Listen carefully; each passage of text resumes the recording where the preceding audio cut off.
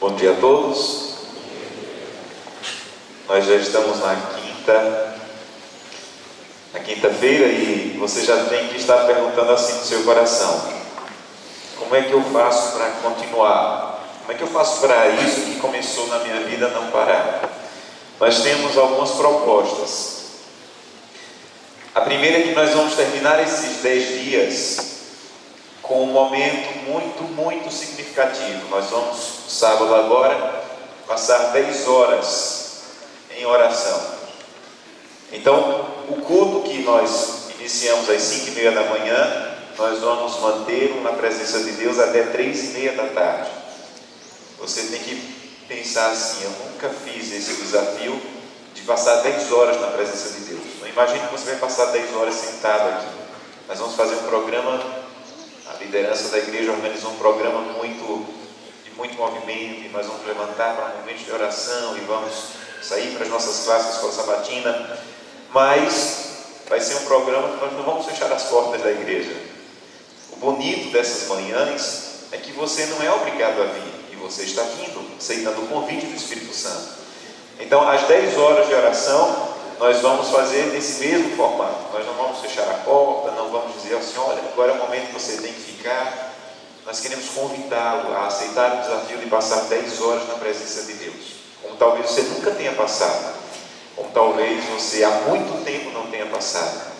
Então, coloque no teu coração aceitar esse desafio. Nós não vamos fazer um programa pensando naquelas pessoas que vão sair. Então nós não vamos dizer assim: olha, agora é a hora do almoço, nós vamos parar para quem precisar sair. Nós vamos fazer um programa para as pessoas que querem passar 10 horas na presença de Deus. Então você vai ver que vai ser um programa que vamos parar na hora do almoço, vamos parar na hora do café da manhã, até porque nós fizemos o desafio de que muitos de vocês possam jejuar conosco sábado agora. Então prepara o teu coração para sábado você passar 10 horas na presença de Deus. Isso vai ser o final dos 10 dias de oração, para você começar um segundo momento agora só você e Deus. No sábado nós vamos fazer a consagração das apostilas. Essas apostilas, aqui na União Leste Brasileira, onde eu exerço meu ministério, mais de 50 mil pessoas já participaram dessa jornada espiritual 5, que é com esses temas que eu estou falando agora pela manhã, sobre comunhão e profecia, comunhão e profecia. O segredo dessa apostila é simplesmente levar você a criar o hábito de passar 40 dias, começando o dia na presença de Deus. Então essa apostila não tem poder, não tem segredo. Essa apostila é apenas para que você crie o hábito. Você já passou 10 dias aqui, nós estamos convidando você a passar mais 40 dias. Mas esses 40 dias agora é só você e Jesus. Então, no sábado, aqueles que participaram vão receber a apostila, e você vai agora passar 40 dias, só você e Jesus, porque o verdadeiro reavivamento ele não pode acontecer apenas na igreja, e geralmente ele não acontece na igreja, ele acontece de maneira individual, pessoal e íntima, na sua casa, no seu quarto. Então, é assim que nós pretendemos continuar o que foi começado aqui, agora você e Jesus. E vocês também estão prestes a viver um momento muito espiritual, muito especial, que sempre me marcou profundamente aqui na escola, que é a semana de oração. Então, de sábado agora a 8, de sexta na verdade, não é a 8, vocês estarão, de amanhã a 8, mas vocês estarão iniciando a semana de oração. Então você tem que dizer: Senhor, eu quero preencher completamente esses próximos 50 dias, esses próximos 40 dias da Tua presença, te buscando na primeira hora do dia, participando da semana de oração, participando das 10 horas de oração. Nós vamos falar mais um pouco sobre isso amanhã, mas eu tenho recebido um presente de muitos de vocês, que é passar por aí e você dizer: pastor, eu comecei o caderno, pastor, como está sendo fantástico, eu nunca tinha parado para viver isso. O melhor da Bíblia não está na superfície. O melhor da Bíblia não está na superfície. O melhor da Bíblia você tem que cavar, você tem que pensar, você tem que refletir. Ontem eu encontrei alguém que disse assim: pastor, eu orei daquele jeito que o senhor falou, eu ajoelhei e falei tudo que eu tinha que falar, E aí disse, Senhor, agora estou aqui. Mencionar lá o que o pastor disse, fala comigo. E ele disse, pastor, eu fico emocionado porque eu senti claramente que o Espírito Santo começou a colocar pessoas, começou a colocar.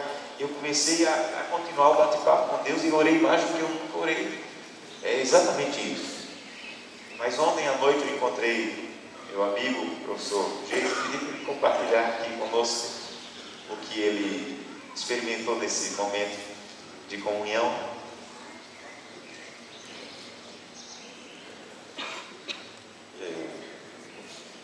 Olha, eu falei com o Josanã que eu experimentei uma coisa que eu não tinha experimentado. E aí ele me intimou. Foi malvado. Eu já vinha brigando com Deus sobre o prazer em ler a Bíblia. Eu nasci na igreja e ultimamente eu vinha, Senhor, por que tem que ser um negócio complicado? Por que eu não tenho vontade de ler com prazer? Por que tem que ser uma obrigação, uma decisão racional? Eu sou muito racional. E eu sei que é o certo. E aí pega a Bíblia e lê a Bíblia, mas o efeito não é o mesmo. E a primeira vez que o José falou, eu não fiz o caderno. Eu estava ali no canto e ele perguntou, e aí, quantos fizeram o caderno? Vários fizeram. Eu falei, ai Senhor, já fui instigado a fazer tantos testes com leitura da Bíblia. Ano bíblico assim, assado, com espírito de profecia, não sei o que e tal. Falei, eu vou fazer o caderno. Amanhã eu vou fazer o caderno. E ontem eu fiz o caderno. Eu escolhi ler Neemias. Eu já conheço a história de Neemias. Sei das grandes coisas que Neemias fez. Já dei aula sobre isso aí na faculdade. Neemias era um grande administrador e fez uma coisa complicada de se fazer e fez bem. Mas ontem eu li o capítulo 1 de Neemias e a primeira coisa foi anotar o versículo que mais me chamou a atenção. Na hora que eu li o versículo, era logo no início, eu já levei uma martelada de Deus. Ele falou, é esse o versículo que você precisa. É esse que você precisa. E era o versículo 4, ele não tem nada de especial, mas era o que eu precisava. Tendo eu ouvido estas palavras, assentei-me, chorei e lamentei por alguns dias. E estive jejuando e orando perante o Deus do céu. Era só isso. Neemias ouviu a história ruim lá, que Jerusalém estava abandonada. Eu já conhecia a história, já sabia o resultado da história. Que o resto do capítulo Deus vai dizer, vocês podem estar espalhados em qualquer lugar, eu ajudo se vocês forem fiéis. Agora, se vocês não forem fiéis, eu espalho, vocês vão ser cativos, etc. Mas o que eu precisava ouvir era isso aqui. E aí eu anotei o que eu entendi, anotei o versículo principal, entendi que diante das notícias e situações que me abalam, que me incomodam, e são muitas, que me angustiam, o proceder mais sábio é levar a minha dor ou incômodo ao Deus do céu. E não reclamar, espernear, argumentar ou procurar as minhas próprias soluções. Era isso que eu precisava ouvir. Eu tenho um grande problema, eu saio na frente de Deus. Toda vez que aparece um problema, uma situação, uma dificuldade, eu não fico esperando Deus me dizer o que é. Eu não sei se esse é o seu problema, esse é o meu. E eu saio na frente de Deus procurando soluções. Aliás, eu estudei achar soluções para problemas. E é o que eu faço com mais facilidade. E isso para a minha vida espiritual é um problema. E era isso que eu precisava ouvir. A minha oração foi o seguinte: Senhor, me ajuda a não sair na tua frente e a considerar o Senhor em minhas decisões e levar a minha dor, a minha limitação, as minhas angústias, os meus sonhos aos teus pés, em clamor e oração sempre ao Deus do céu, como fez Neemias, onde sempre haverá respostas mais sábias que as minhas, soluções, paz era uma coisa que eu precisava, descanso, eu estava cansado, eu sabia que ontem seria um dia difícil, eu daria aula de 1h10 às 11 da noite. Vai aliviar, vai me trazer salvação. Salva-me então de mim mesmo, que saio à sua frente sempre, e dos meus problemas. Era isso que eu precisava ouvir. Neemias, ele tinha uma tarefa enorme, eu conhecia a tarefa e sabia já o resultado da tarefa, foi sucesso total.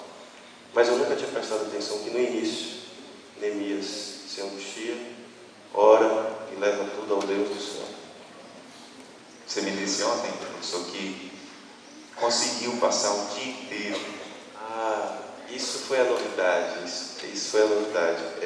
Normalmente, as tarefas do dia, consomem o que eu li. As grandes atividades do dia fazem eu esquecer aquilo que eu me alimentei, especialmente se for nesse modelo mecânico. E ontem foi um dia de paz, de verdade. Eu passei o dia todo lembrando disso. O tempo todo Deus me lembrava: olha, ei, você não sai na frente, você não sai na frente, você lembra que a primeira coisa não importa o tamanho do problema. Me conta. Só isso. Você não disse que quer ter uma amizade sincera e tal, não consegue? Então só me conta. Apareceu um negócio, conta para mim. Apareceu outra coisa, conta para mim. Eu passei um dia com isso. Isso foi muito bom. Obrigado. Quando você começar a viver isso vai se tornar um hábito. Isso vai se tornar um hábito. E você, quando olhar para a Bíblia, você já vai pensar desse jeito: o que é para mim? O que é para mim? O que é para mim? E você vai passar o dia remoendo o que você comeu. Eu quero convidá-lo a abrir a sua Bíblia no livro de 1 Coríntios, primeira carta de Paulo à igreja de Coríntios, capítulo 12.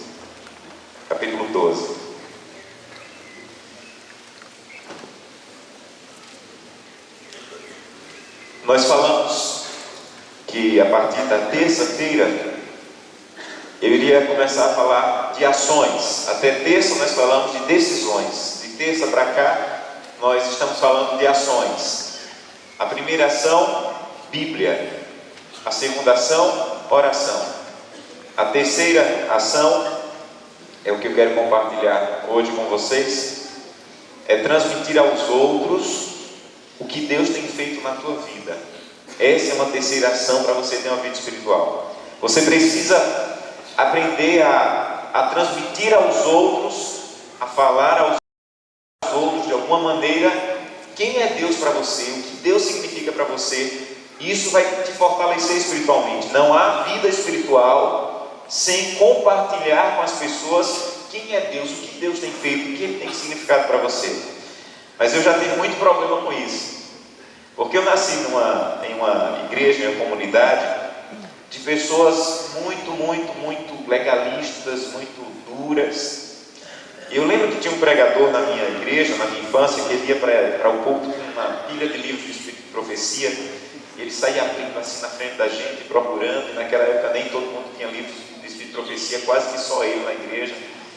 E ele dizia assim: olha, hoje à tarde é para estar todo mundo aqui 2 horas para a gente entregar folhetos. E aí quando dava 2 horas da tarde, não tinha praticamente ninguém.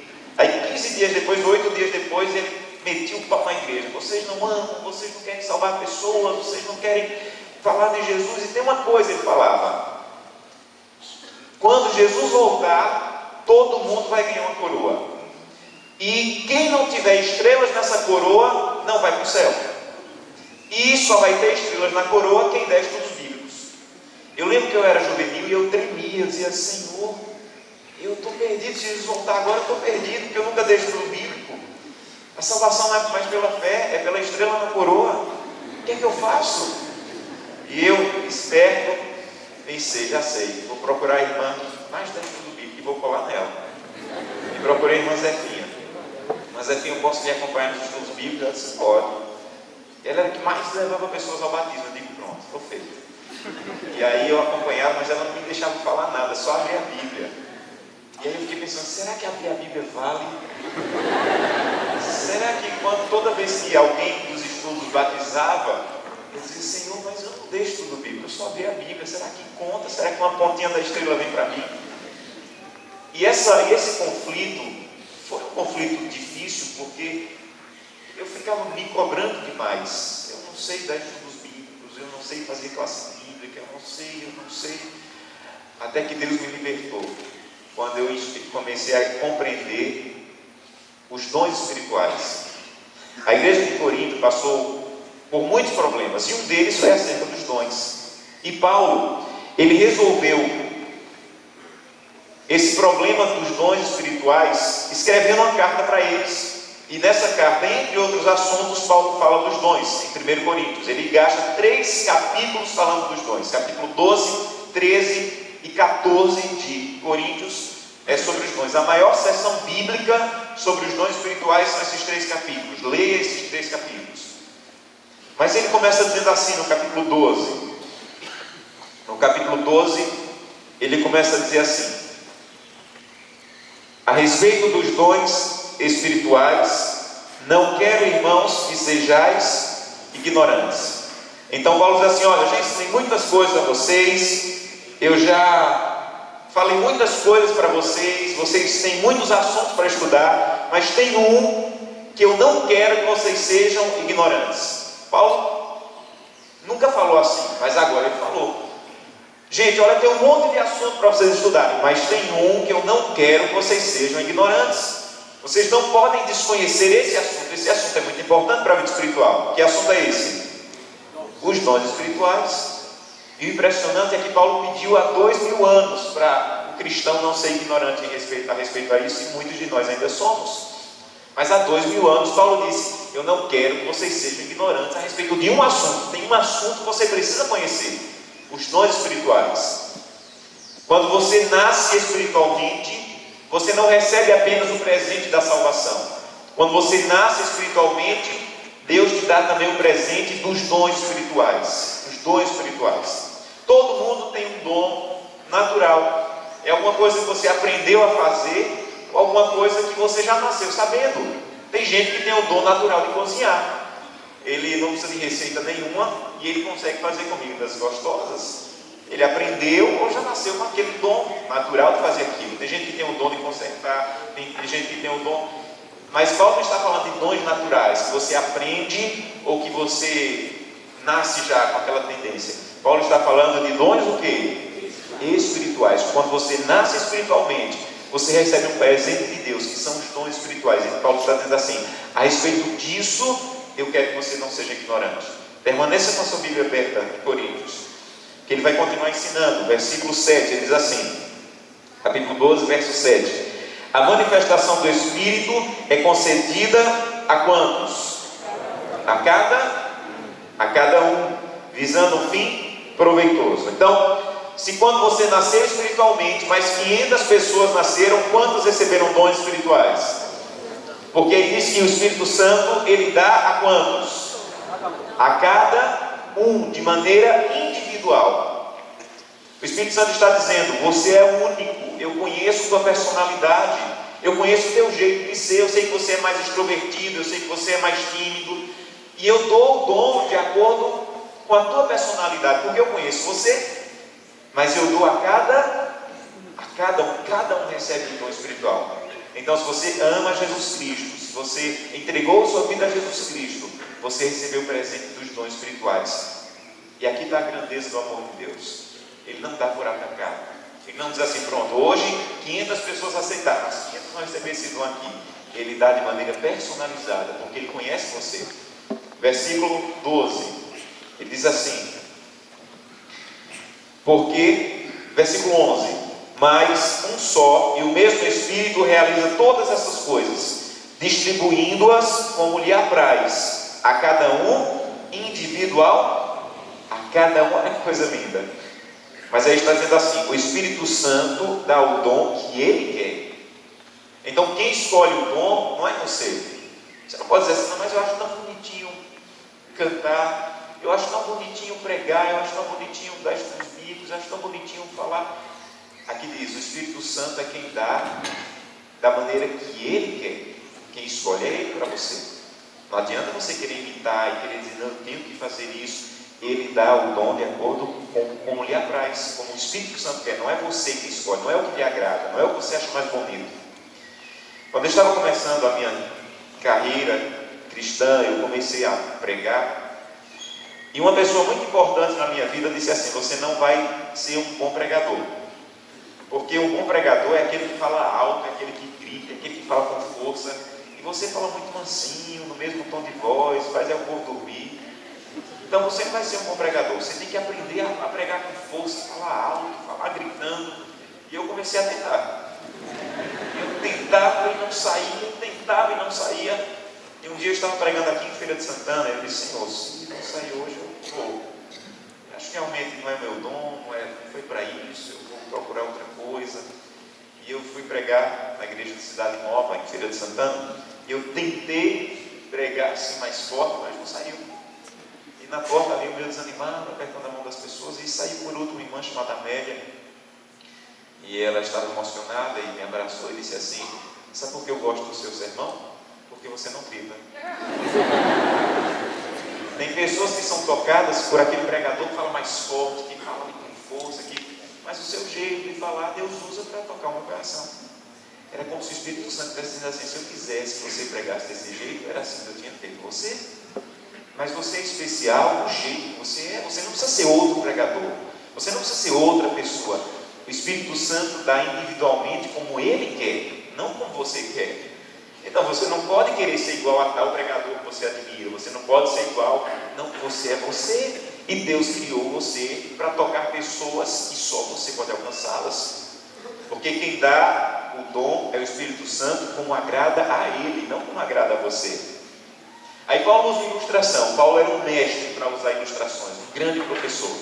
Ele usa a ilustração muito eficaz. No versículo 12, a ilustração do corpo. Ele começa dizendo assim, verso 12: porque assim como o corpo é um e tem muitos membros, e todos os membros, sendo muitos, constituem um só corpo, assim também com respeito ao corpo de Cristo. Paulo está dizendo: olha para o corpo. Aqui você vai aprender uma lição grandiosa sobre os dons.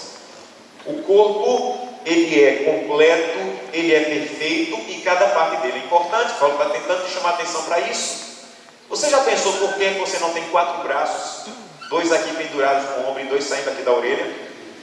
Se todo mundo tivesse, ninguém ia ser estranho, ia ser todo mundo igual. Sabe por que você não tem 4 braços? Porque Deus sabe que você só precisa de 2. Você sabe por que você não tem 2 bocas, uma aqui e uma na testa? Porque Deus sabe que você só precisa de uma, teu corpo é completo. No corpo não está faltando nada está faltando no corpo. Ele diz assim é o corpo de Cristo. Assim é a igreja do IAM, é um corpo. Então, se nesse corpo está faltando professor de escola sabatina, não é que Deus esqueceu de colocar essa parte, é que tem gente que é essa parte, mas não está exercendo o seu dom. Se no corpo da igreja de Cristo está faltando gente para falar de Jesus aí fora, não é que Deus esqueceu de colocar isso no corpo, é que tem gente que é essa parte do corpo, mas não está sendo usada, porque o corpo é perfeito. Se está faltando músico, se está faltando cantor, não é que Deus esqueceu de colocar a garganta no corpo, é que tem gente que tem esse dom, mas não está exercendo, porque o corpo é perfeito, Paulo diz. Mas há um problema relacionado aos dons, na verdade 2 problemas que Paulo tenta resolver aqui na carta dele.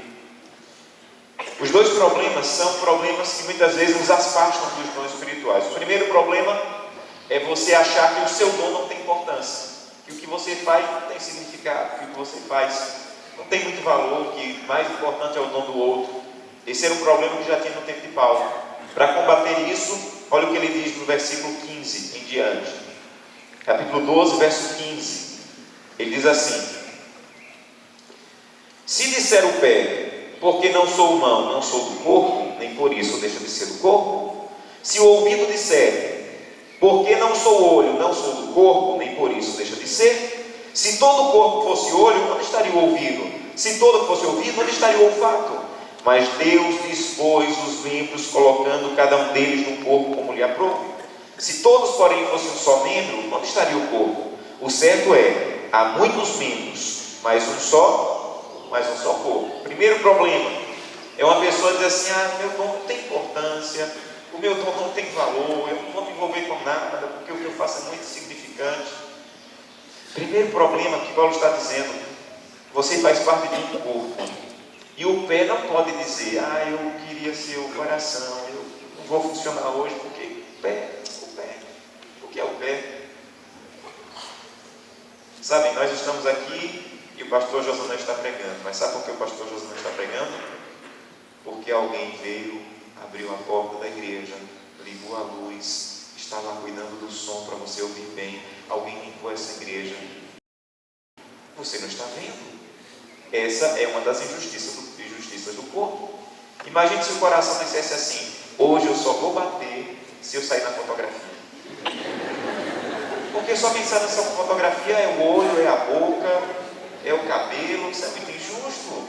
Quem tem que sair na fotografia sou eu, que sou o coração. Então hoje, se ele tirar uma foto, eu não sair, eu não bato mais. E tem pessoas na causa de Deus que estão dizendo, eu não vou mais funcionar, porque eu não sou importante, porque eu não tenho valor, porque eu não apareço. A grande questão do corpo é que quando todo o corpo está funcionando, o corpo se torna uma bênção. Um dia eu estava fazendo um evangelismo na cidade de Teresina, no Piauí. Me deram uma igreja de uns 20, 25 membros para me ajudar. E eu reuni todos eles e comecei a dizer o que cada um gostava, perguntar o que cada um gostava de fazer e comecei a dividi-los. Você gosta de fazer o quê? Eu quero ficar na recepção. Então vai lá. E você? Eu quero ficar com as crianças, eu quero abrir a Bíblia, eu quero ajudar a fazer visitas, eu quero cantar. Cada um foi pegando sua atividade. Por fim ficou a irmã Maria, uma senhora já idosa, muito carinhosa. Ele disse: irmã Maria, a senhora vai fazer o quê? Ela disse: senhor pastor, eu não sei ler, então eu não tenho como estar abrindo a Bíblia, eu não tenho mais paciência para cuidar de crianças, eu não tenho mais como fazer visitas com o senhor, mas eu sei o que é que eu vou fazer. Aqui é muito quente, a igreja não tem ainda bebedouro, então todo dia eu vou colocar água na minha casa para gelar e vou trazer para dar para as pessoas aqui na abertura do evangelismo. Eu disse assim: vai na tua força, vai lá. E todo dia ela botava aqueles garrafões de 20 litros lá para gelar e trazia um carrinho para as pessoas beberem ali no começo. E eu fui tocando o evangelismo. E lá pelo meio do evangelismo, eu visitando uma família, descobri que toda a família queria batizar. O pai, a mãe e os 3 filhos. Eu fiquei feliz e perguntei o que eu sempre pergunto quando alguém quer batizar: por que você tomou essa decisão? E eles me disseram assim: pastor, vocês colocaram esse programa na hora da melhor novela da Globo. Quando está na hora da melhor novela, é a hora do programa. A gente ficava todo dia, a gente fica na novela ou vai para o programa, fica na novela ou vai para o programa. Aí a gente lembrava, pastor, da irmã Maria, coitada, arrastando aquela água pesada para não servir lá. E todo dia a gente sentia vontade de ir, lembrando do esforço da irmã Maria, para nos ajudar, para nos servir. E todo dia nós fomos, só lembrando do esforço da irmã Maria. E fomos todos os dias, o Espírito Santo tocou no nosso coração e nós decidimos. Quem vocês acham que eu convidei para entregar a Bíblia no batismo daquela família? A irmã Maria. Porque foi a irmã Maria com o dom de servir que Deus usou para levar uma família inteira. Então você não tem que se preocupar: eu nunca dei um estudo bíblico, eu nunca fiz uma pregação, eu nunca fiz uma classe bíblica. Você tem que se preocupar: eu nunca falei de Jesus para ninguém. Ler a Bíblia não é um dom, orar não é um dom, e falar de Jesus não é um dom. Agora, como você vai falar, isso é um dom. Tem uns que falam entregando folhetos, outros que falam cantando, outros que falam pregando, outros que falam dando estudo bíblico.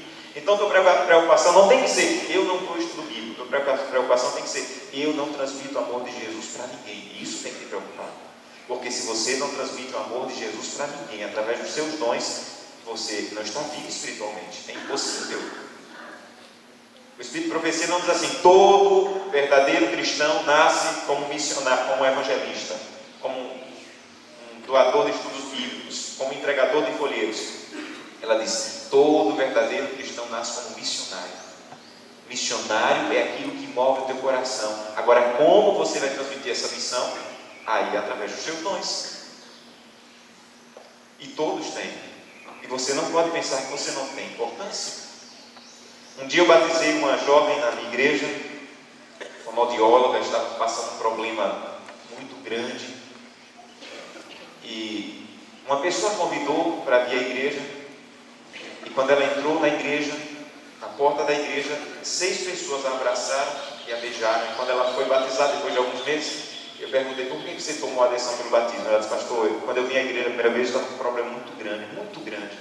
Muita gente da minha família e meus amigos se afastaram de mim.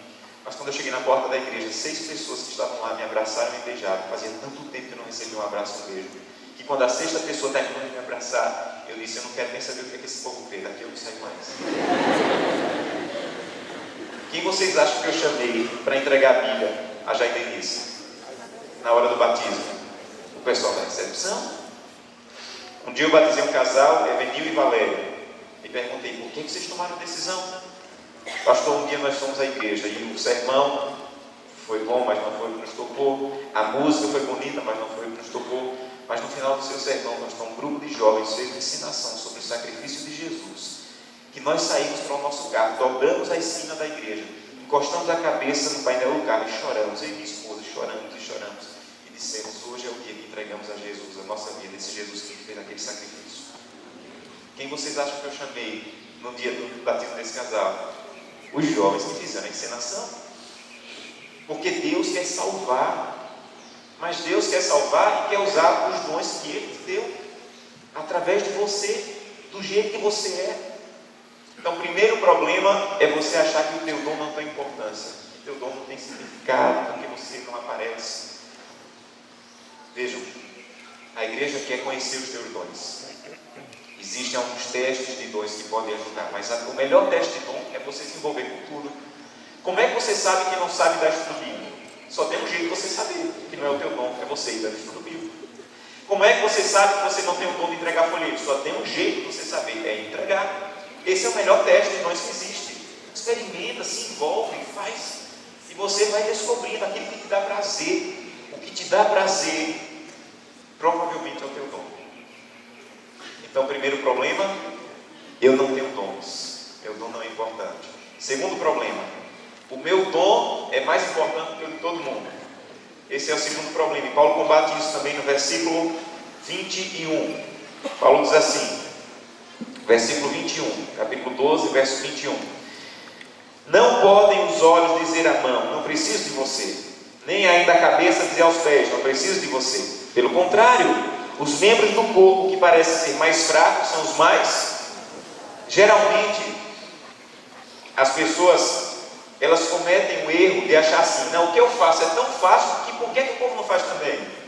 É tão fácil para mim dar estudo bíblico, por que as pessoas também não dão estudo bíblico? É tão fácil para mim pregar, por que todo mundo não prega? Nem todo mundo prega, porque não é tão fácil para elas, porque não é o dom dela. Mas às vezes a gente comete o erro que os estudiosos chamam de projeção dos dons. É você querer projetar os seus dons sobre outra pessoa, querer que o outro faça o que você faz. Isso é um problema, e Paulo já combateu isso há muito tempo. Paulo diz assim: um membro não pode exigir que o outro funcione como ele funciona. Cada um é individual. Um dia nas férias, um grupo de casais da igreja que eu pastoreava alugou uma casa em Maceió e nos convidou para ficar com eles lá. Nós dividimos o aluguel daquela casa durante as férias e fomos. E um dos casais resolveu levar a sogra, mas essa sogra era gente boa. Mas essa mulher ela tinha um dom. O dom dela era falar de Jesus para quem ela nunca tinha visto na vida. E era impressionante. Ela encontrava as pessoas na rua e parava. Na praia ela entregava folhetos.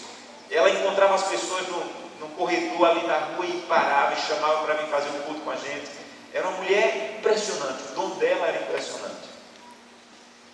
E um dia, no sábado à noite, nós estávamos nos preparando para ir para o shopping. E ela saiu do quarto com um monte de sacolinhas. E ela chamou todo mundo e disse assim: olha, ninguém vai para o shopping gastar dinheiro não. Tem que ir para o shopping evangelizar. Então todo mundo é para entregar folheto no shopping. E eu tenho alguns dons, mas eu sou tímido. Eu não tenho o dom de falar com pessoas que eu não conheço. Eu não tenho jeito de puxar assunto. Eu sou tímido, calado. E eu não tenho um jeito de falar, de puxar assunto. E eu não tenho o dom de falar com pessoas que eu não conheço. Para mim é difícil. Mas ela foi tão veemente que eu coloquei minha sacolinha debaixo do braço e foi.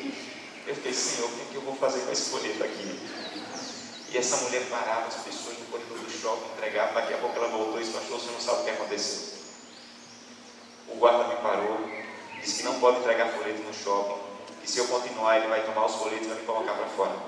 Eu disse: ô irmão, que pena, então a gente não vai mais poder entregar. Ela disse: não, pastor, agora é que eu vou entregar, que se eu for preso, vou preso em nome de Jesus. Essa mulher ia para um lado e o guarda ia para o outro, e ela entregava os folhetos lá. E eu não entreguei nenhum folheto. E eu vi que eu decepcionei. Mas aí você pergunta assim: irmã, se eu lhe pedir para falar no auditório para 1000 pessoas, a senhora fala? Não, pastor, pelo amor de Deus, eu morro de medo. Eu digo: irmã, eu falo. Porque esse é o dom que Deus me deu. Do jeito que Deus não vai exigir da senhora falar no auditório para 1000 pessoas, Deus não vai exigir de mim entregar folheto no corredor do shopping. Porque esse dom Deus deu para a senhora. Então, a senhora não pode esperar que eu faça o que a senhora faz tão bem, e eu não preciso esperar que a senhora faça o que eu faço. Porque cada um, isso, aqui está a grandeza da causa de Deus.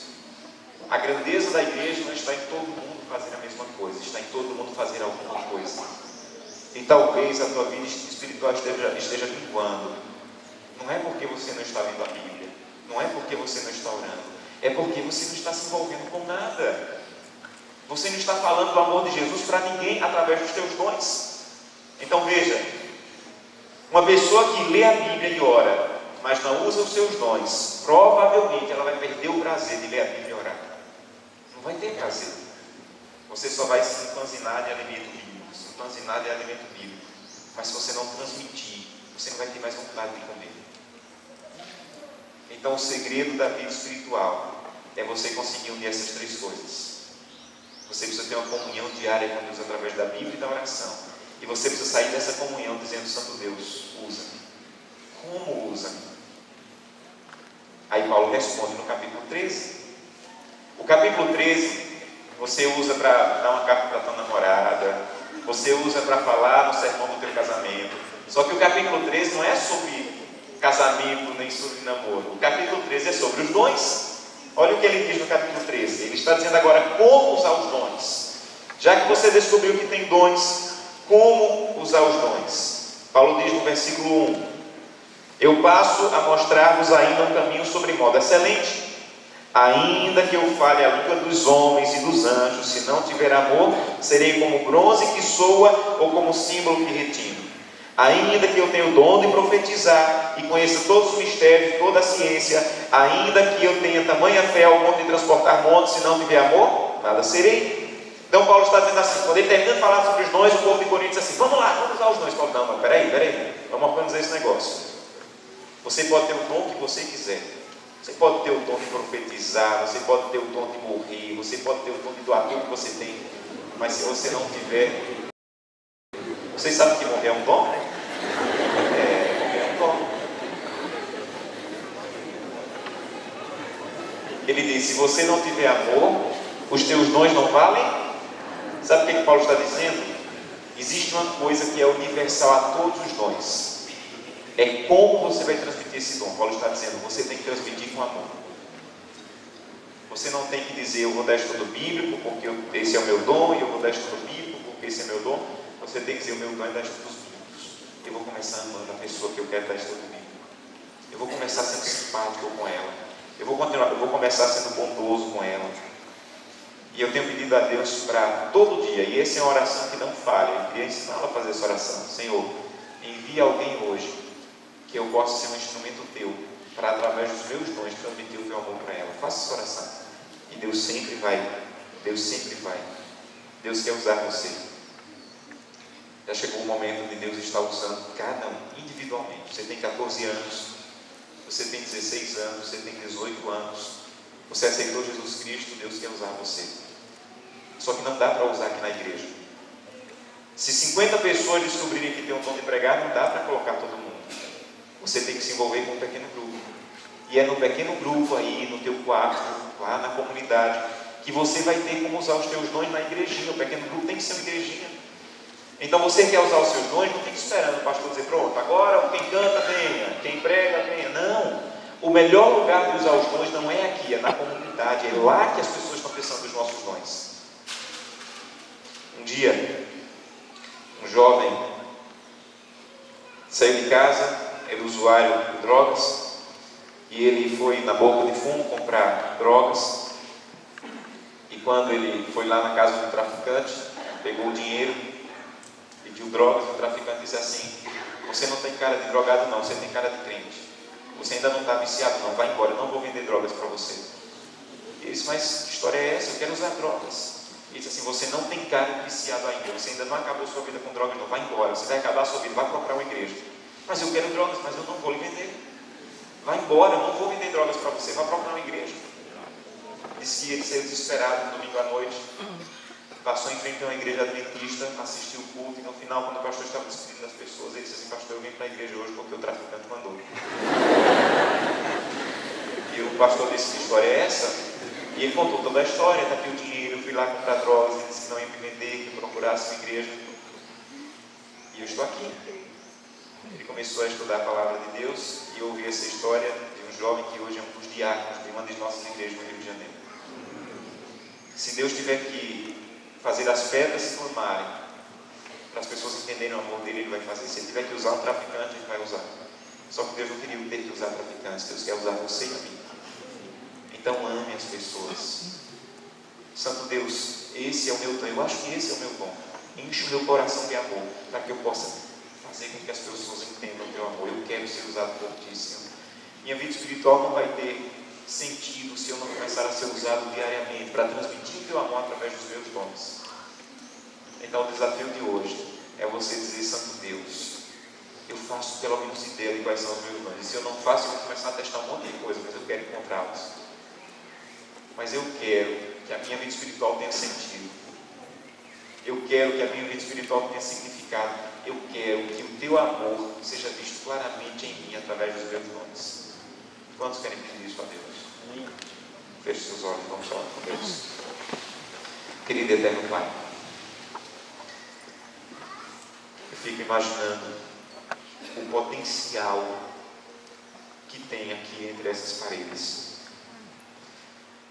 O corpo dessa igreja não é um corpo, para mim, comum. É um corpo de um gigante.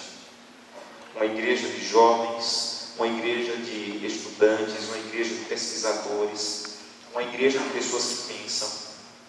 Uma igreja que não é um simples corpo, é um gigante, mas que talvez esteja adormecido pela quantidade de pessoas que estão apenas vindo assistir sermões, mas não estão saindo para usar os seus dons.